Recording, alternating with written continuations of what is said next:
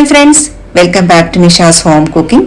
ഇന്നത്തെ നമ്മുടെ റെസിപ്പി വളരെ സിമ്പിൾ ആയിട്ടുള്ളൊരു റെസിപ്പിയാണ്. അതുപോലെ തന്നെ നമ്മുടെ വീട്ടിൽ എപ്പോഴും അവൈലബിൾ ആയിട്ടുള്ള സാധനങ്ങളൊക്കെ മാത്രമാണ് നമ്മൾ ചേർത്തിട്ടുള്ളൂ. പെട്ടെന്ന് ചെയ്തെടുക്കുകയും ചെയ്യാൻ പറ്റും.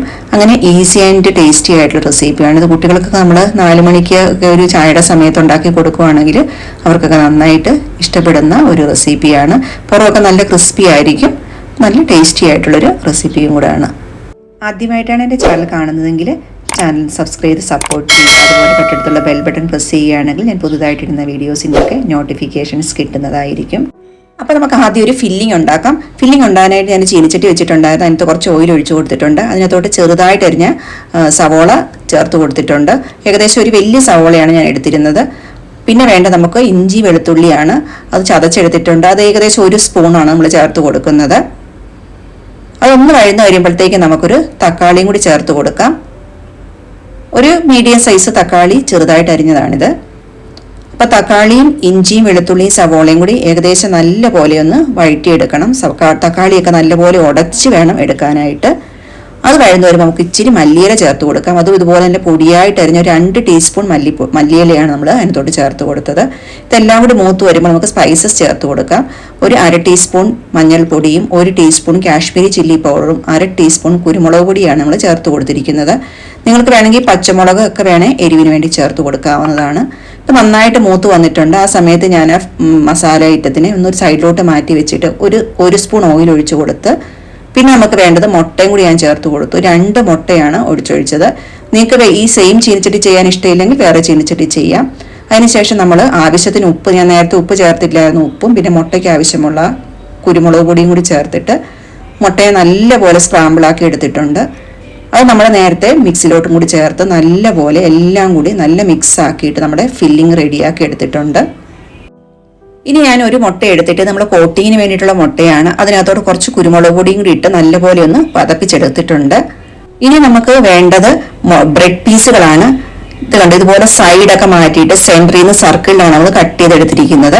ഇങ്ങനെ ഒരു 8 ബ്രെഡ് പീസ് നമ്മൾ കട്ട് ചെയ്തെടുത്തിട്ടുണ്ട്. പിന്നെ ഇതിൻ്റെ സൈഡൊക്കെ കൂടി നമ്മൾ ബ്രെഡ് ക്രംസ് ആക്കിയാണ് എടുത്തിരിക്കുന്നത്. അപ്പോൾ ഇനി നമുക്ക് അടുത്ത സ്റ്റെപ്പ് എന്ന് പറയുന്നത് നമ്മൾ നേരത്തെ തയ്യാറാക്കി വെക്കുന്ന ഫില്ലിങ് ഈ ബ്രെഡ് പീസിലോട്ട് നമുക്ക് വെച്ച് കൊടുക്കാം. ഒരു പീസിലോട്ട് വെച്ചിട്ട് മറ്റേ പീസ് കൊണ്ട് അതിനെ കവർ ചെയ്യുകയാണ് ചെയ്യുന്നത്.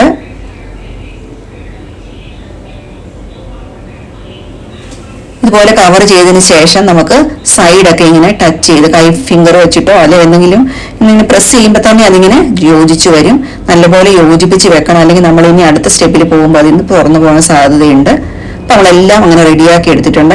ഈ നെക്സ്റ്റ് നമ്മൾ ചെയ്യുന്നത് നേരത്തെ നമ്മൾ ആ കോട്ടിങ്ങിന് വേണ്ടി ഉണ്ടാക്കിയ മുട്ടയുടെ മിക്സിലോട്ട് ഇതിനെ ഒന്ന് സൈഡൊക്കെ കണ്ടോ ഇതുപോലെ യോജിപ്പിച്ചെടുത്ത് സൈഡും ഒക്കെ കൂടി കറക്റ്റായിട്ട് ചെയ്ത് മുക്കിയെടുത്തതിന് ശേഷം ബ്രെഡ് ക്രംസിലിട്ട് നമുക്കതിനെ കോട്ട് ചെയ്തെടുക്കാം. ഇതുപോലെ കോട്ട് ചെയ്തെടുത്തിട്ടുണ്ട്. അങ്ങനെ എല്ലാ പീസുകളും നമ്മൾ ഇതുപോലെ കോട്ട് ചെയ്തെടുത്ത് വെച്ചിട്ടുണ്ട്. ഇനി വേണ്ടത് നമുക്കൊന്ന് ഷാലോ ഫ്രൈ ചെയ്തെടുക്കണം. അപ്പം ഞാൻ വേറൊരു ചീനിച്ചട്ടി വെച്ചിട്ട് കുറച്ച് ഓയിൽ ഒഴിച്ചു എടുത്തിട്ടുണ്ട്. നമ്മൾ നേരത്തെ ഈ ബ്രെഡിൻ്റെ തയ്യാറാക്കി വെച്ചിരിക്കുന്നതെല്ലാം അതിനകത്തോട്ട് വെച്ച് കൊടുക്കുവാണ്. ഇപ്പം ബ്രെഡൊക്കെ ആയതുകൊണ്ട് പെട്ടെന്ന് തന്നെ റെഡിയായി വരും. കണ്ടോ ഇതുപോലെ നല്ല മൊരിഞ്ഞ് സൈഡൊക്കെ നല്ല രസമുണ്ട് കാണാൻ തന്നെ. ഇതുപോലെ നല്ല രീതിയിൽ മൊരിഞ്ഞ് വന്നിട്ടുണ്ട്.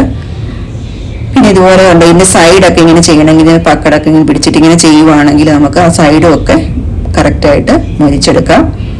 അങ്ങനെ വളരെ ടേസ്റ്റി ആയിട്ട് ഉള്ളൊരു പലഹാരമാണ് നമുക്ക് കിട്ടിയിരിക്കുന്നത്. ഉണ്ടാക്കാനൊക്കെ വളരെ സിമ്പിൾ അല്ലേ, പെട്ടെന്ന് തന്നെ ഉണ്ടാക്കി എടുക്കുകയും ചെയ്യാം. ഫില്ലിങ്ങും കൂടിയൊക്കെ നല്ല ടേസ്റ്റി ആയിട്ടുള്ളത് കൊണ്ട് കുട്ടികൾക്കൊക്കെ ഇഷ്ടപ്പെടും.